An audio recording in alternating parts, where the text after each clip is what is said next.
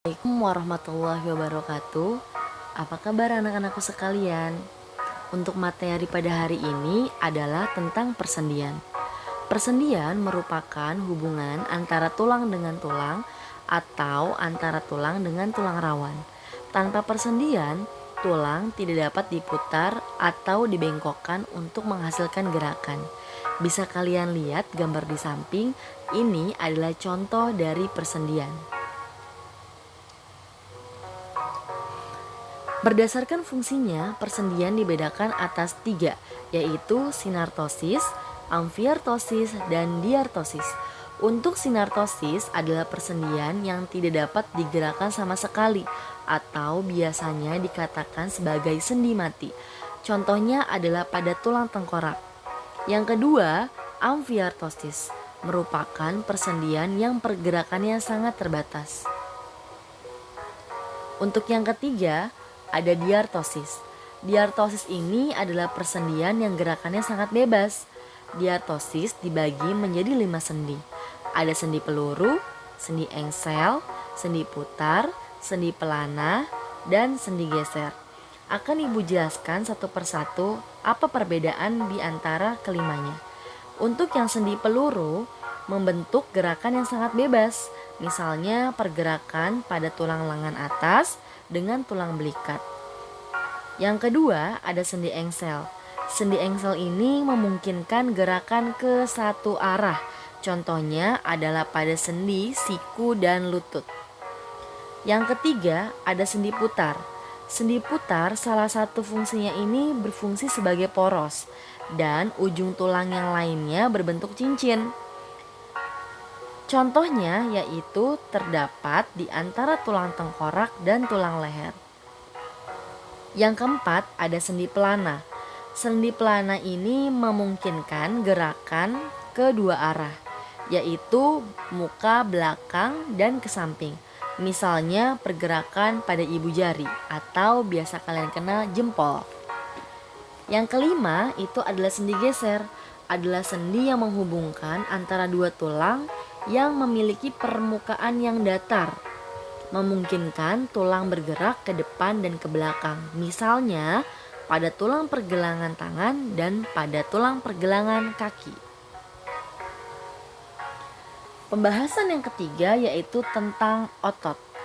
Otot ini merupakan alat gerak aktif. Kalau minggu lalu kita membahas tentang rangka yang merupakan alat gerak pasif, untuk otot merupakan alat gerak aktif. Dicatat.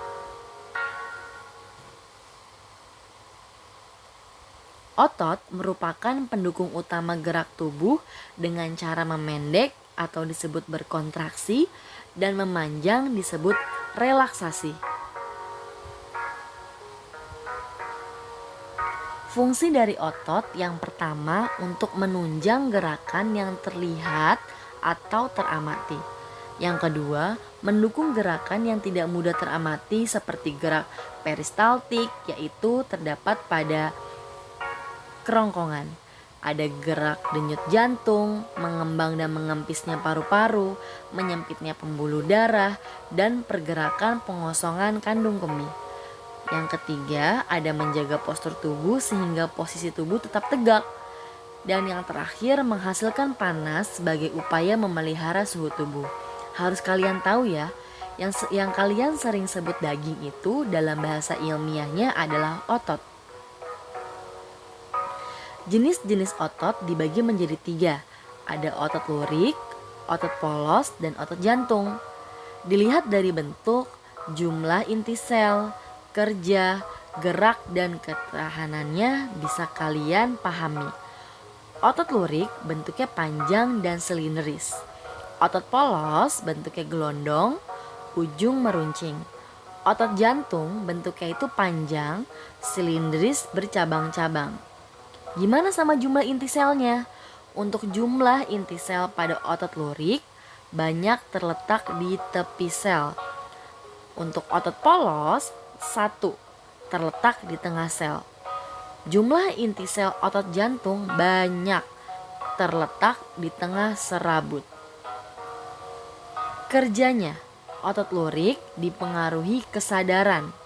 seperti pada otot kaki, otot tangan. Otot polos kerjanya tidak dipengaruhi kesadaran seperti pada paru-paru, usus, dan lambung. Otot jantung tidak dipengaruhi kesadaran. Tempatnya di mana? Tempatnya satu-satunya adalah di jantung. Sekarang perbedaan yang keempat, gerak dan ketahanan. Untuk otot lurik cepat, tidak teratur, dan cepat lelah. Otot polos lambat, teratur, dan tidak cepat lelah. Otot jantung teratur dan tidak cepat lelah. Ini bisa kalian catat di buku catatan IPA kalian. Selanjutnya ada mekanisme kontraksi otot. Di sini kita lihat ada aktin, miosin, dan aktin. Pada bagian otot kalian, ketika berelaksasi maka miosin akan melebar. Tapi ketika berkontraksi maka miosin ini akan mendekat. Jadi aktin dengan aktin mendekat. Seperti itu ya perbedaan antara relaksasi dan kontraksi.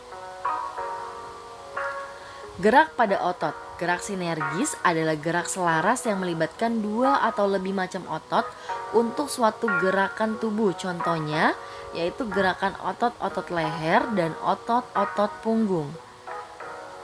Yang kedua, gerakan antagonis adalah gerakan yang berlawanan antara dua atau lebih macam otot yang mengendalikan gerak pada suatu bagian tubuh. Contohnya pada otot bisep dan otot trisep. Akan Ibu jelaskan di slide selanjutnya. Oke, mekanisme kerja otot bisep dan trisep. Jika otot bisep berkontraksi, radius dan ulna akan tegak lurus dengan humerus. Bisa dilihat contohnya. Jadi kalau otot bisep itu ada di bagian atas ya. Kalau otot trisep ada di bagian bawah.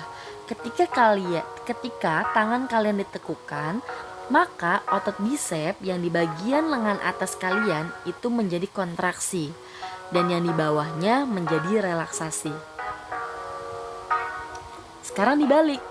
Apabila otot trisep berkontraksi, tulang bagian bawah, radius dan ulna akan melurus dan otot bisep relaksasi. Jadi ketika tangan kalian diluruskan, maka otot di bagian atas atau otot bisep akan berelaksasi. Kemudian otot yang bawah pada lengan atas kalian atau disebut otot trisep akan berkontraksi. Diperhatikan baik-baik. Selanjutnya yang keempat, yaitu kelainan dan gangguan pada sistem alat gerak, yaitu ada pada otot dan pada tulang dan persendian. Gangguan pada tulang dan persendian contohnya adalah osteomalacia. Nah, ini adalah merupakan kelainan yang terjadi pada tulang orang dewasa yang disebabkan oleh definisi atau kekurangan vitamin D. Jadinya tulangnya itu bengkok. Kemudian contoh gangguan tulang yang kedua ada osteoporosis. Keadaan tulang menjadi rapuh dan keropos disebabkan oleh definisi kalsium atau kekurangan kalsium. Umumnya terjadi pada orang tua dan perempuan yang sedang hamil. Jadi kalau kakek, nenek atau orang tua kalian yang sudah mulai merasakan sakit pada tulangnya itu bisa jadi terkena osteoporosis atau penyebabnya kekurangan kalsium. Selanjutnya ada gangguan rakitis dan riketsia. Rakitis ini adalah penyakit yang berhubungan dengan pertumbuhan tulang yang tidak wajar pada anak-anak. Penderita rakitis biasanya memiliki tulang tibia dan fibula yang berbentuk huruf X dan O. Rakitis dan riketsia merupakan kelainan tulang pada anak karena kekurangan vitamin D. Kalau tadi osteoporosis kekurangan kalsium, tapi kalau rakitis dan riketsia adalah kekurangan vitamin D pada anak. Selanjutnya ada fraktura dan fisura. Perbedaannya, kalau fraktura adalah patahnya tulang akibat benturan atau pukulan yang keras. Tapi kalau fisura adalah retakan pada tulang akibat benturan yang keras. Bisa kalian lihat contoh gambarnya. Ini adalah proses ya atau contoh dari fraktura dan fisura. Dari mulai melintang, sederhana, miring, patah ujung, spiral sampai patah riuk. Yang paling fatal banget adalah di patah riuk karena tulangnya ini hampir menuju ke luar ya atau menuju ke arah permukaan kulit.